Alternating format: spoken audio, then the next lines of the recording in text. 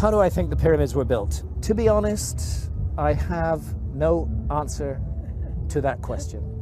And anybody who tells you that he or she knows how the pyramids were built are not telling the truth, because we don't know.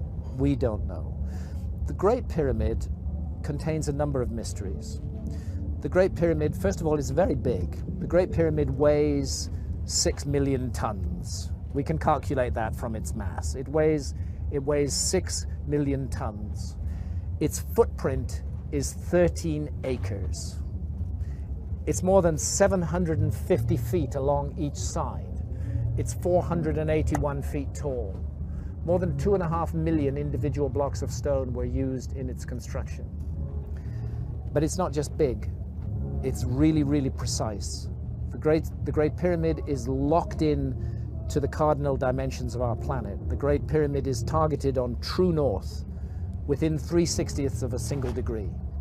Now, no modern builder would create a large building and add onto his or her shoulders the additional burden of aligning it to true north within a fraction of a single degree. They just wouldn't get it. They wouldn't understand why it was important to do that. But something drove the builders of the Great Pyramid to go to a very great additional trouble, not only to create this massive, imposing monument, but also to lock it on to true north. And then other things, to incorporate into its dimensions the dimensions of our planet. I don't want to get too numerical or possibly even boring here, but if you take the height of the Great Pyramid and multiply it by 43,200, you get the polar radius of the Earth.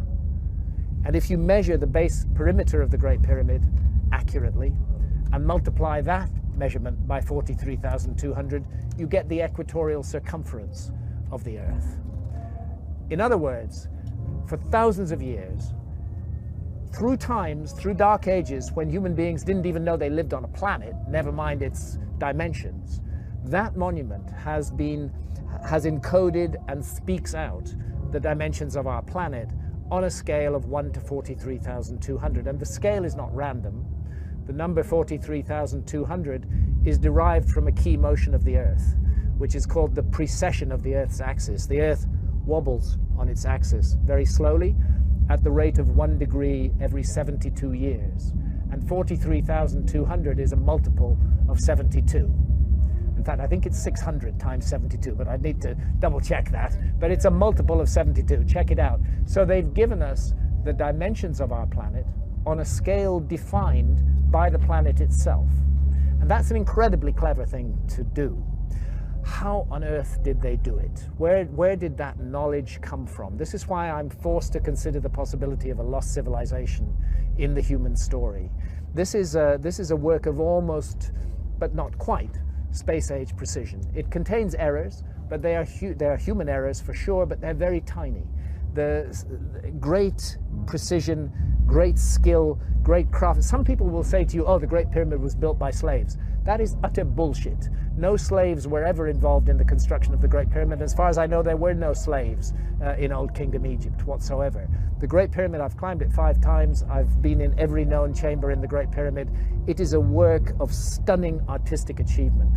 You're looking at the work of masters of architecture at the peak of their skill. Not an unwilling labor force, but people who gave their labor to that work with love and with care and with attention. There are blocks of stone weighing 70 tons that have been raised more than 300 feet above the ground. And we're not talking a couple of blocks, we're talking dozens of blocks of that weight. The average block weighs about 2.5 tons. It's the moving of those huge blocks of stone, their arrangement into a high precision monument, and the achievement of actually doing it, because you know, if you make a small mistake at the base, by the time you get to the summit of your 481 foot high pyramid, you don't have a pyramid, you have a corkscrew. You know?